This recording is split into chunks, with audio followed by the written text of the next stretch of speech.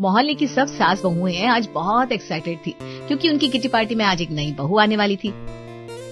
अरे आओ मंजू आंटी, बहुत देर लगा दी अपनी बहू रिया को लाने में। तो और क्या, अरे मेरी बहू है ही इतनी लाजवाब कि उसे ऐसे ही कैसे सबसे मिला दूं, थोड़ा इंतजार तो बनता है।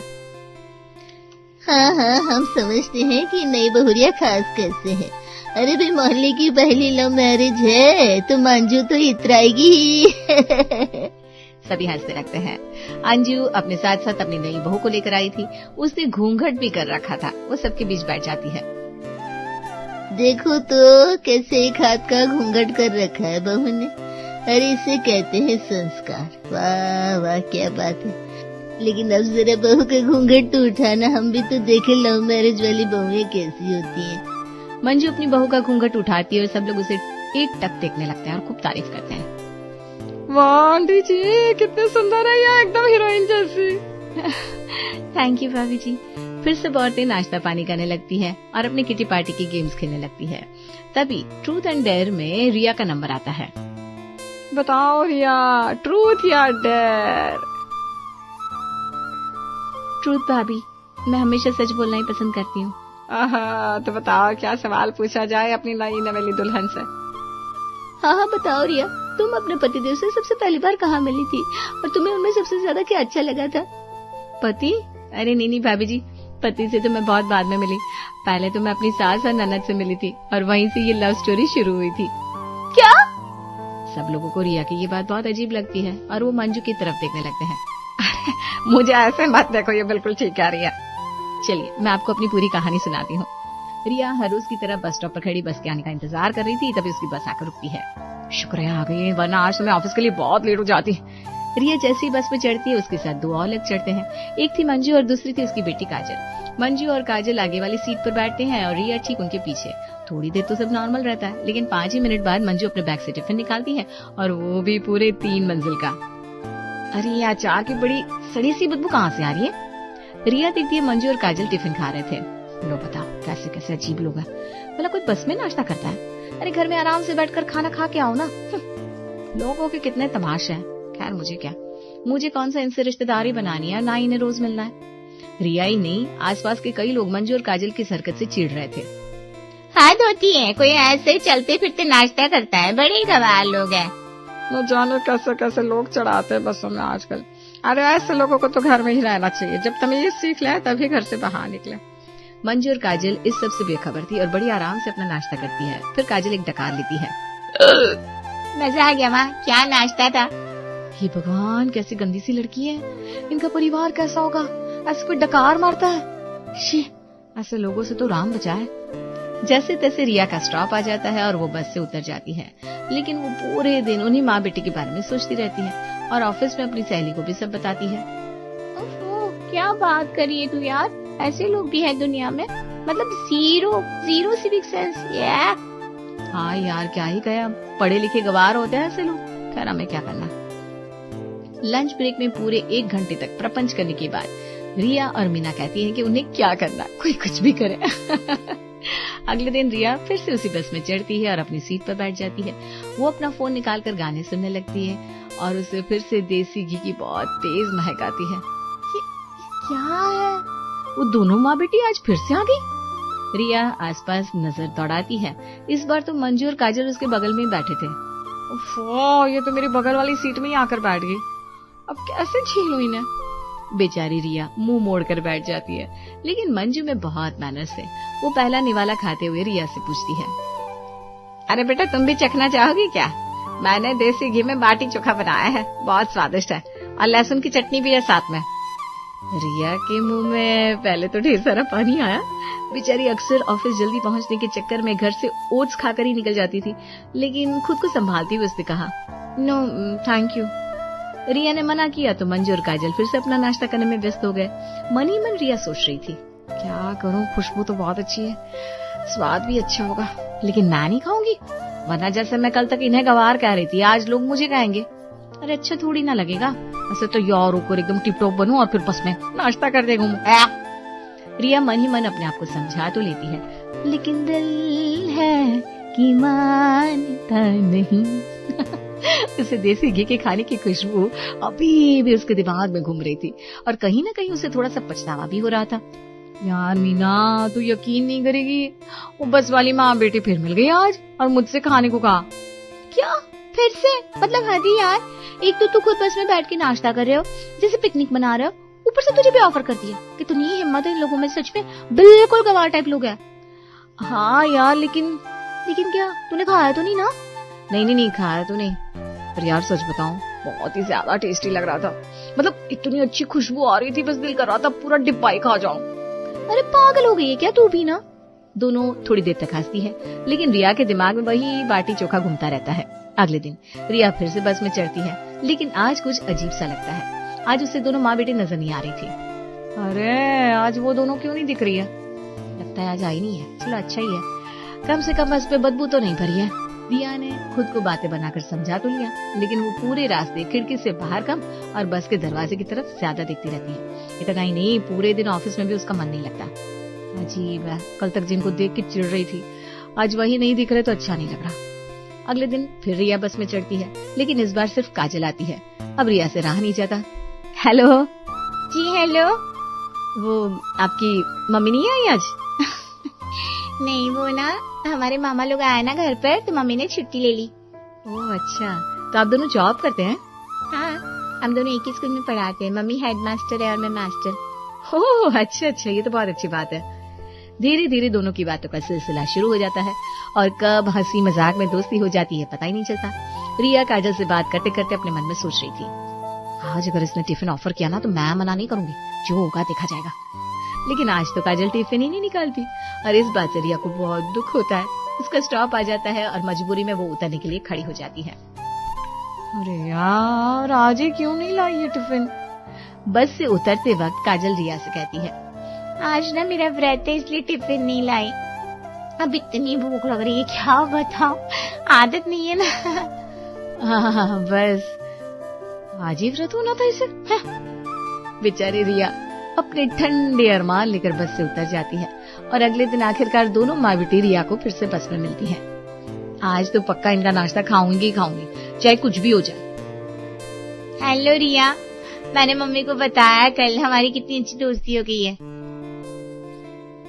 हाँ भाई, एक दिन में आई नहीं और उसमें तुम्हारी दोस्ती भी हो गई है। जी आंटी जी, वो मेरी दोस्ती जल्दी हो जाती है। रिया का सारा दिमाग तो था टिफिन पर, और जैसे ही मंजू टिफिन निकालती है, हाय वही खुशबू, वही देसी घी, पूरा माहौल खुशबू से भर जाता है। रिया की धड़कनें तेज हो जाती है। अरे बेटा, अब तो तुम्हारी और काजल की दोस्ती भी हो गई है ना, आज मना मत करना। आज मैंने खास मूंग दाल के लड्डू और आलू की पूड़ी बनाई है। नहीं आंटी जी, आज मैं बिल्कुल मना नहीं करूंगी। लाइए। रिया जैसे ही पहला कौर खाती है उसकी आंखें चमक उठती है। आंटी, वो तो सच में बहुत ज्यादा स्वादिष्ट है। मतलब इतना टेस्टी खाना मैंने बहुत दिनों बाद खाया है। वो क्या है ना, मैं घर से दूर रहकर यहाँ जॉब कर रही हूँ, इसलिए। देखा, मैंने कहा था ना, मम्मी का खाना खा लिया तो बाहर का सब भूल जाओगी। सच में, अब तो रोज आपके साथ बस में मैं नाश्ता करूंगी। जैसे कल तक रिया मंजू और काजल को बस में नाश्ता करते देखकर मुंह बनाती थी, वैसे ही आज उसे देखकर बस के बाकी लोग भी चिढ़ रहे थे। अरे भाई, अब तो 3 लोग बस में बैठकर नाश्ता कर रहे हैं। अरे पहले तो हम इन्हें गवार कहते थे, अब देखो और लोग भी इनसे सीख रहे हैं। लगता है ये बस जल्दी ही टिफिन पार्क बन जाएगी। कल तक तो रिया को ये सारी बातें ठीक लग रही थी, लेकिन आज जब उसे खुद खाना था तब उसने फौरन पलट कर जवाब दिया। हाँ तो क्या हुआ आंटी, खाना खा रहे हैं, कोई गलत काम तो नहीं कर रहा है? और वैसे भी इतना टेस्टी खाना हो तो कोई खुद को रोक नहीं सकता। सही कहा इसने। अरे पेट भरा रहेगा तो दिमाग भी सही चलेगा। सब चुप हो जाते हैं और तीनों आराम से नाश्ता करने लगते हैं। अब तो ये रोज का रूटीन बन गया था। यहाँ तक कि रिया ने तो घर से नाश्ता बनाना ही छोड़ दिया था ऑफिस में। यार मीना, लाइफ कितनी सेट है यार, अब तो मैं घर में नाश्ता ही नहीं बनाती। क्यों? क्योंकि अब मेरे पास मंजू आंटी का टिफिन जो है। अरे यार, ऐसा खाना मिलता है कि होटल भी फेल है उसके आगे। है, कल तक उनकी बुराई करती थी, आज तुझे वो अच्छी लग रही है, बड़ी अजीब बात है। अब जो है सो है दोस्त। एक दिन सैटरडे था, रिया बड़ी उदास थी। आंटी जी मैं बहुत दुखी हूँ, कल संडे है और मुझे आपके हाथ का नाश्ता नहीं मिलेगा। अरे बेटा, इसमें क्या है, तुम मेरे घर आ जाना है, सब आराम से बैठकर नाश्ता खाना खाएंगे। वैसे भी इस चलती बस में वो बात कहाँ जो डाइनिंग टेबल पर बैठकर खाने में है। क्या सच में? हाँ नहीं तो क्या रिया, एकदम सच में। मैं तुम्हें अपने घर का एड्रेस भेजती हूँ। फिर रविवार को रिया उनके घर जाती है, लेकिन जैसे ही दरवाजा खुलता है सामने मंजू का बेटा शिखर खड़ा होता है। दोनों कुछ बहुत टेस्टी बनाया आंटी, एकदम लाजवाब। रोज तो आपको ठंडा खाने को मिलता है ना, आज एकदम फ्रेश गर्मा गर्म है इसलिए असली फ्लेवर सामने आ रहे हैं। भाई मैं तो जब अपने मिसेस को रिश्ते के लिए देखने गया था तब इनके हाथ के चाय समोसे खाकर ही मैंने तय कर दिया था कि ये ही मेरी बीवी बनेगी। और मैंने भी इनके हाथ का नाश्ता खाकर ये तय कर दिया है कि यही मेरी सास बनेगी। रिया नाश्ते के बाद जब घर जाने लगती है तब, अरे बेटा शेखर, तुम जरा इसको इसके घर तक छोड़ाओ ना, कहाँ बेचारी अकेली भटकेगी। मैं ठीक है माँ। रिया के मन में तो ये सुनकर ही लड्डू फूटने लगे। शिखर उसे छोड़ भी आता है और घर पहुंचते ही रिया सबसे पहले अपनी मम्मी को फोन लगाकर कहती है, मम्मी तुम्हारे लिए एक अच्छा दामाद मिल गया है। लड़का तो हीरो जैसा दिखता ही है, लेकिन उससे भी जरूरी बात है मेरी सास। और ये अच्छा लड़का और उससे भी अच्छी खाना बनाकर खिलाने वाली सास कहाँ मिलती है मम्मी? है क्या ये सब सच है आंटी जी? हाँ एकदम सच है। मेरी बहू रानी को मेरे हाथ का नाश्ता इतना पसंद आया कि वो अगले ही दिन अपने माँ बाप को लेकर मेरे घर आ गई और रिश्ते की बात करती। अब मुझे तो रिया पहले से ही पसंद थी, इसलिए ना का तो सवाल ही नहीं उठता। कमरे में बैठे सभी लोग इस सास बहू की जोड़ी को देखकर दंग थे। कलयुग है भाई, कलयुग, घोर कलयुग। खैर हमें क्या। एक साधारण से मध्यम वर्गीय घर का हॉल है। सोफे थोड़े पुराने हैं, दीवारों पर कुछ साधारण पेंटिंग्स लगी है और मेज पर एक पुराना अखबार पड़ा है। तभी शिल्पा कमरे से बाहर आती है। हॉल में अजय ऑफिस जाने के लिए तैयार हो रहा होता है और ममता जी पास ही बैठी पिंकी को नाश्ता करा रही है। अजय सुनो, आज शाम को मेरी फ्रेंड रिया के घर बहुत बड़ी पार्टी है। उसने सबको बुलाया है, मुझे भी वहाँ जाना है, लेकिन मेरे पास पहनने के लिए एक भी ढंग का कपड़ा नहीं है। मुझे आज ही शॉपिंग के लिए जाना होगा, वरना वहाँ जाकर सबके सामने मेरी बेइज्जती हो जाएगी। क्या शिल्पा, अभी पिछले महीने ही तो मैंने तुम्हें मॉल ले जाकर 3 नई ड्रेसेस दिलाई थी। वो सब अलमारी में वैसी की वैसी ही रखी है। तो नए कपड़ों की क्या जरूरत पड़ गई? जो कपड़े हैं वही पहन लो, अच्छे तो है वो। तुम नहीं समझोगे अजय, रिया की सारी सहेलियां इतनी अमीर है कि वो एक ड्रेस को दोबारा किसी पार्टी में रिपीट तक नहीं करती। उनके स्टैंडर्ड बहुत हाई हैं। अगर मैं वही पुराने कपड़े पहनकर गई तो वो मेरा मजाक उड़ाएंगी। मुझे बहुत अच्छे और महंगे कपड़े चाहिए ताकि मैं भी वहाँ अपना रौब जमा सकूं। बेटा शिल्पा, गृहस्थी ऐसे नहीं चलती, थोड़ा सोच समझकर कदम उठाना चाहिए। अजय की तनख्वाह कितनी है ये तुम्हें पता है। हर छोटी बड़ी पार्टी के लिए हजारों रुपए खर्च करना समझदारी नहीं है। सादगी में भी सुंदरता होती है। हाँ मम्मी, आप तो उस नीली वाली साड़ी में बहुत सुंदर लगती हो, वही पहन लो ना, पापा ने पिछले जन्मदिन पर दिलाई थी। तू चुप कर पिंकी, तुझे कुछ नहीं पता। बड़ों के बीच में मत बोला कर। मम्मी जी, आप भी ना बस सादगी का उपदेश देती रहती हैं। जमाना बदल गया है, अगर हम अच्छे नहीं दिखेंगे तो लोग पूछेंगे भी नहीं। अजय मुझे बस ये बताओ कि तुम आज मुझे शॉपिंग कराने ले जा रही हो या नहीं? ठीक है बाबा, ठीक है, शाम को ऑफिस से आकर तुम्हें ले चलूंगा, तैयार रहना। पर ज्यादा महंगी शॉपिंग मत करना, इस महीने पहले ही बहुत खर्च हो चुके हैं। अजय ऑफिस के लिए निकल जाता है। शिल्पा के चेहरे पर एक जीत वाली मुस्कान आती है। शाम को अजय ऑफिस से थका हारा घर आता है, लेकिन उसे याद आता है कि शिल्पा को वादा किया है। दोनों पास के एक बड़े शोरूम में जाते हैं। देखो अजय, ये वाली साड़ी कितनी प्यारी है ना, इसका काम देखो कितना बारीक है, बिल्कुल मेरा स्टाइल। 7,000 रुपए? शिल्पा, ये तो बहुत ज्यादा है। एक साड़ी के लिए 7,000? मेरा बजट बिगड़ जाएगा। कुछ और देखो ना जो 2-3 हजार तक की हो। अजय, क्या पूरी जिंदगी बजट ही देखती रहोगे क्या? कभी तो मुझे कुछ अच्छा दिला दिया करो। अगर मैं यही नहीं पहनूंगी तो मेरा वहाँ जाना ही बेकार है। लोग क्या कहेंगे कि एक क्लर्क की बीवी इसलिए ऐसे सस्ते कपड़े पहनती है। प्लीज अजय, ये दिला दो। ठीक है ले लो, पर इसके बाद और कुछ नहीं। Thank you. पर अजय, साड़ी के साथ मैचिंग मेकअप और ज्वेलरी भी तो चाहिए। अकेली साड़ी पहनकर थोड़ी जाऊंगी, चेहरे पर थोड़ा ग्लो भी तो होना चाहिए ना। चलो पास वाले काउंटर से कुछ ब्रांडेड मेकअप भी ले लेते हैं। शिल्पा, अभी 7,000 की साड़ी ली है, अब मेकअप भी। तुम्हें पता है ना मेरी नौकरी छोटी है, ये सब फिजूल खर्ची हम पर भारी पड़ेगी। तुम तो बस पैसे पैसे करते रहते हो। मेकअप दिलाओगे तो ही साड़ी की शोभा बढ़ेगी। अजय बेमन से मेकअप भी दिला देता है। घर आकर शिल्पा खूब सजती संवरती है। रात को दोनों पार्टी में पहुंचते हैं। पार्टी बहुत आलीशान है। रिया शिल्पा को भी उसके पास आती है। वाह शिल्पा, क्या स्टैंडर्ड है तेरा, कितनी प्यारी साड़ी पहनी है तूने। ये मेकअप, ये लुक, तू तो बिल्कुल किसी फिल्म स्टार की तरह लग रही है। हाँ रिया, थैंक्स। एक्चुअली मेरे ससुराल वालों के पास पैसा बहुत है ना, तो मैं छोटी मोटी चीजें पहनती ही नहीं। अजय को तो आदत है मुझे महंगे गिफ्ट्स देने की। हमारे यहाँ पैसों की कोई कमी नहीं है। अच्छा, वो तो दिख ही रहा है। वैसे तेरे हस्बैंड और तेरी सास को जब मैंने पिछली बार देखा था, वो बहुत सिंपल रहते हैं। मुझे लगा शायद तुम लोग मिडिल क्लास। वाओ, तुम लोग तो हमसे भी ज्यादा अमीर निकले। यार मेरा घर यही पास में है, एक बहुत बड़ा बंगला है। चलना आज तो मेरे घर चल, बहुत बातें करेंगे। अच्छा ठीक है, चलती हूँ। शिल्पा नेहा के साथ उसके बंगले पर जाती है। बंगला वाकई बहुत भव्य है। वहाँ 2-3 नौकर काम कर रहे हैं। नेहा उसे आलीशान सोफे पर बिठाती है और नौकर जूस लेकर आता है। ले शिल्पा, जूस पी। बता तेरा बंगला कैसा है, कहाँ पर है? हाँ नेहा, हमारा बंगला भी बिल्कुल ऐसा ही बड़ा है। कभी तू भी आना हमारे यहाँ, नौकर चाकर तो हमारे यहाँ भी बहुत है। शिल्पा वहाँ बैठकर नेहा की अमीरी देखती है और उसे अंदर ही अंदर जलन होने लगती है। शिल्पा घर लौटती है। शाम को अजय भी ऑफिस से आता है। शिल्पा गुस्से से किचन में काम कर रही होती है। अजय शिल्पा के पास जाता है। अरे शिल्पा, क्या हुआ, इतना गुस्सा क्यों कर रही हो? क्या होना है, मेरी तो किस्मत ही फूट गई है। इतनी छोटी सी जगह, इतने छोटे से घर में शादी हो गई है मेरी। बहू, घर छोटा हो या बड़ा, सुकून होना चाहिए। हम अपनी मेहनत की रोटी खा रहे हैं, यही सबसे बड़ी बात है। आपको तो बस यही बातें समझ आती है। कोई काम वाली नहीं है घर में, सारा काम मुझे अकेले करना पड़ता है। आप लोगों को क्या, आप तो बस बैठकर खाना खाते हैं। पापा, लगता है मम्मी का पारा 7वें आसमान पर है। हमें चुपचाप खाना खा लेना चाहिए। हाँ बेटा, चुपचाप खाना खा लो और अपने कमरे में चले जाओ, एसी में भलाई है। अजय और पिंकी चुपचाप खाना खाकर चले जाते हैं। शिल्पा बड़बड़ाते हुए घर की सफाई करने लगती है। उसका मन नेहा के बंगले में अटका हुआ है। कुछ दिनों बाद अजय घर आता है। शिल्पा, मेरे ऑफिस की तरफ से एक एनुअल पार्टी है। सभी स्टाफ अपनी फैमिली के साथ आ रहे हैं, तुम चलोगी? ऑफिस की पार्टी? हाँ बिल्कुल चलूंगी। कम से कम वहाँ तो मैं अपना स्टैंडर्ड दिखा पाऊंगी। पार्टी वाले दिन शिल्पा फिर से वही महंगी साड़ी और मेकअप लगाकर जाती है। वहाँ अजय के कुछ कलीग्स और उनकी पत्नियां शिल्पा से मिलती है। वाह अजय जी, आपकी बीवी तो बहुत स्मार्ट और सुंदर है। थैंक्स। एक्चुअली ये ड्रेस मैंने बहुत महंगी बुटीक से ली थी और मेकअप भी मैंने शहर के सबसे बड़े पार्लर से कराया है। मुझे क्वालिटी से समझौता करना पसंद नहीं है। अच्छा, आप तो बहुत अमीर लगती हैं। हाँ, मेरे ससुराल वालों के पास बहुत पैसा है। अजय तो बस शौक के लिए यहाँ काम करते हैं, वरना हमें इस नौकरी की जरूरत नहीं है।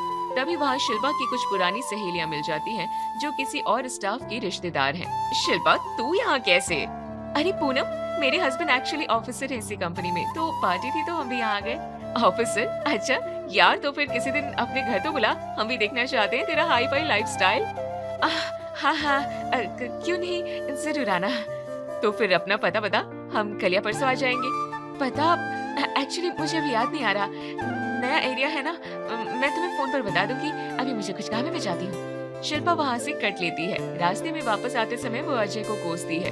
अजय, मेरी सहेलियाँ मेरे घर आना चाहती है, अब मैं क्या करूँ? शिल्पा, अगर वो तुम्हारी सहेलियाँ हैं तो वो घर नहीं तुम्हें देखने आएंगी, तुम इतना डरती क्यों हो? कुछ दिनों बाद पूनम शिल्पा को फोन लगाती है, पर शिल्पा फोन नहीं उठाती। पूनम फिर अजय को फोन करती है। हेलो अजय जी, मैं शिल्पा की फ्रेंड पूनम बोल रही हूँ, उसे सरप्राइज देना था, क्या मैं घर आ सकती हूँ? हाँ बिल्कुल आ सकती है, आप आ जाइए, शिल्पा घर पर ही है। दोपहर का समय है। शिल्पा घर में साधारण कपड़ों में बैठी है, तभी दरवाजे पर घंटी बजती है। शिल्पा दरवाजा खोलती है और पूनम को सामने देखकर उसके पैरों तले जमीन निकल जाती है। पूनम, तू यहाँ, तुझे पता कैसे? अरे नहीं यार, वो लोग तो बस सादगी पसंद है, उन्हें दिखावा अच्छा नहीं लगता, लेकिन तिजोरी तो भरी हुई है। मेरे हस्बैंड बहुत बड़ी कंपनी में बहुत ऊंचे पद पर ऑफिसर हैं। अच्छा, जीजा जी ऑफिसर है, तो उन्हें हमसे मिलाओ तो सही। शिल्पा घबरा जाती है, लेकिन फिर भी अजय को ढूंढकर रिया के पास लाती है। अजय, ये मेरी सहेली है रिया। रिया, ये मेरे हस्बैंड अजय। नमस्ते जीजा जी। शिल्पा बता रही थी कि आप बहुत बड़े ऑफिस में ऑफिसर हैं, कौन सी पोस्ट पर हैं आप? नमस्ते। ऑफिसर? अरे नहीं, मैं तो एक प्राइवेट कंपनी में मामूली क्लर्क की जॉब में हूँ। शिल्पा ने शायद कुछ गलत समझ लिया होगा। क्लर्क? पर शिल्पा तो कह रही थी। अरे रिया, इनकी तो मजाक करने की आदत है, ये कभी खुद को बड़ा नहीं दिखाते, बहुत जमीन से जुड़े हुए इंसान है ना, इसलिए हमेशा खुद को छोटा बताते हैं। अजय, तुम भी ना हर वक्त मजाक मत किया करो। अच्छा, जीजा जी तो बहुत अच्छा मजाक कर लेते हैं। खैर, पार्टी एंजॉय कीजिए। पार्टी खत्म होती है और अजय शिल्पा घर वापस आते हैं। घर आते ही अजय के सब्र का बांध टूट जाता है। वो बेडरूम का दरवाजा बंद करता है और शिल्पा की ओर मुड़ता है। शिल्पा, ये सब क्या था? तुमने वहाँ झूठ क्यों बोला? ऑफिसर, बहुत सारा पैसा, ससुराल की अमीरी, ये सब हाँकने की क्या जरूरत थी? तुम्हें क्या पता अजय, अगर मैं वहाँ बता देती कि तुम एक क्लर्क हो तो मेरी कितनी बेइज्जती होती। वो सब लोग मुझे दया की नजर से देखते, मैं वो बर्दाश्त नहीं कर सकती, मुझे अपनी इमेज बनानी है। शिल्पा, झूठ की बुनियाद पर बनी इमेज ज्यादा दिन तक नहीं टिकती।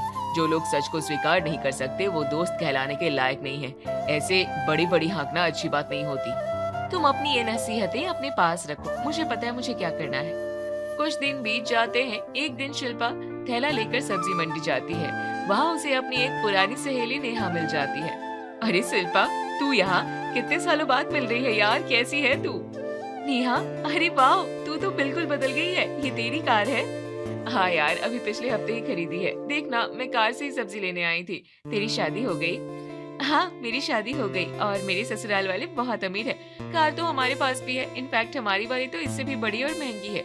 ये तूने कितने की ली? ये तो 10 लाख की पड़ी। अच्छा, हमारी वाली थोड़ी महंगी आई, करीब 15 लाख की पड़ी। अजय को छोटी गाड़ियाँ पसंद नहीं है ना? चला, मैंने जीजा जी से नंबर और पता ले लिया था। यार, तू फोन क्यों नहीं उठा रही थी? और ये तेरा घर है? तू तो बड़े बंगले की बात कर रही थी। अरे हाँ, आप बैठना।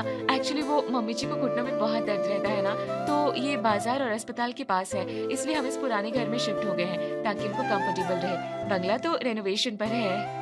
अच्छा, ये बात है, पर घर तो बहुत ही साधारण है। और तेरी वो काम वाली कहाँ रह गई जिसकी तू तारीफ कर रही थी? मम्मी जी सुनिए, मेरी सहेली आई है। वो काम वाली आज फिर छुट्टी पर है क्या? देखो ना, काम चोर हो गई है। मम्मी जी, आप जरा इनके लिए जूस ले आइए ना। काम वाली बहू? हमारे यहाँ तो कोई काम वाली कभी थी ही नहीं। तो किसकी बात? अरे मम्मी जी, आप ही ना भूल जाती है, वो जो आती थी। खैर पूनम, मम्मी जी आज थोड़ी थकी हुई है, मैं ही ले आती हूँ। मम्मी, आप झूठ क्यों बोल रही हो? हमारे यहाँ तो कोई काम वाली नहीं है। आप हमेशा काम वाली क्यों बोलती हो? तू अंदर जा पिंकी, तू नहीं समझेगी, ये बड़ों की बातें हैं। थोड़ी देर बाद पूनम चली जाती है। अजय के घर आते ही शिल्पा उस पर बरस पड़ती है। तुमने अपना नंबर और घर का पता पूनम को क्यों दिया? मेरी कितनी बेइज्जती हो गई। वो देख रही थी कि मैं इस झोपड़े घर में कैसे रहती हूँ। बहू, तुम ऐसा क्यों सोचती हो? जो हम हैं वो हैं, इसमें बेइज्जती वाली क्या बात है? मेहनत की कमाई का घर है ये। माँ जी, आपको नहीं समझ में आता, दिखावा आज की जरूरत है। मुझे बहुत शर्मिंदगी महसूस हो रही है। शिल्पा के मन में दिखावे की आग अभी ठंडी नहीं हुई थी। एक दिन शिल्पा अपनी सहेलियों के साथ घूमने जाती है। वापसी के समय अचानक नेहा की कार खराब हो जाती है। अरे यार, ये कार को अभी खराब होना था, शाम होने वाली है और हम बीच रास्ते में फंसे हैं, अब क्या करेंगे? शिल्पा, तू तो कह रही थी ना कि तेरा बंगला इसी पॉश इलाके के आसपास कहीं है। क्यों ना आज हम तेरे बंगले पर ही रुके? तूने पिछले घर में तो हमें मम्मी जी की बीमारी का बहाना देकर बुलाया था, आज तो असली बंगला दिखा दे। हाँ, मेरा बंगला वो एक्चुअली पास ही है, पर बहाने मत बना शिल्पा। अगर तू हमारी दोस्त है तो आज हमें अपने बंगले पर ले जा, वरना हम समझ जाएंगे कि तू सिर्फ बड़ी बड़ी बातें ही करती है। ठीक है, चलो मैं तुम्हें ले चलती हूँ। शिल्पा को अपनी इज्जत बचाने का कोई रास्ता नहीं सूझ रहा था। वो सहेलियों को उसी पॉश कॉलोनी के एक बहुत बड़े और आलीशान बंगले के सामने ले जाती है। बंगले के बाहर एक वॉचमैन बैठा था। शिल्पा दौड़कर वॉचमैन के पास जाती है। भैया सुनिए, मेरी कुछ सहेलियां आई हैं, मुझे बस 15 मिनट के लिए उन्हें ये बंगला दिखाना है कि ये मेरा है। आप ये कुछ पैसे रखिए और जब मैं अंदर आऊँ तो बस सिर झुकाकर नमस्ते कर दीजिएगा। मैं कल आकर आपको चाय नाश्ते के और भी पैसे दे दूंगी। ठीक है, पर जल्दी कीजिएगा। शिल्पा अपनी सहेलियों को गर्व से अंदर ले जाती है। सहेलियां बंगले की भव्यता देखकर दंग रह जाती है। शिल्पा हवा में महल बनाने लगती है।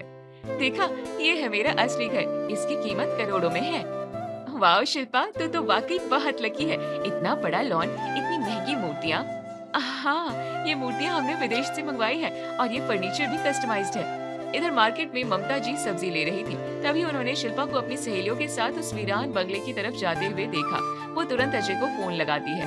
हेलो अजय, बेटा जल्दी उस पुराने खन्ना बंगले के पास आ। मैंने बहू को कुछ लड़कियों के साथ वहाँ जाते देखा है। मुझे डर है कि वो फिर से कोई झूठ बोलकर फंस ना जाए। क्या? मैं अभी पहुँचता हूँ माँ, आप वहीं रुकिए। तब तक वहाँ बंगले के मालिक भी आ जाते हैं और शिल्पा और उसके दोस्तों को देख लेते हैं। ये क्या हो रहा है यहाँ? वॉचमैन, ये लोग कौन हैं और मेरे घर के अंदर क्या कर रहे हैं? कौन हो तुम और ये ड्रामा क्या है? मेरे घर को अपना बताकर इन लोगों को क्यों घुमा रही हो? क्या शिल्पा, ये तेरा बंगला नहीं है? मिस्टर खन्ना, ये तो कह रही है कि ये इसकी मालकिन है। मालकिन? इसकी औकात भी है ये बंगला खरीदने की? वॉचमैन, क्या इसने तुझे पैसे दिए थे? तू है तुझ पर शिल्पा, तू इतनी बड़ी झूठी है। हमें लगा था तू वाकई अमीर है, पर तू तो एक नंबर की फ्रॉड निकली। सही कहा, आज के बाद हमसे बात मत करना, हमें शर्म आती है कि तू हमारी दोस्त है। तभी अजय और ममता जी वहाँ पहुँच जाते हैं। बस कीजिए, बहुत बोलिए आप लोगों ने। मेरी पत्नी ने झूठ बोला, ये उसकी गलती है, पर आप लोग कैसी दोस्त हैं? क्या आपकी दोस्ती सिर्फ बंगले और पैसों के लिए थी?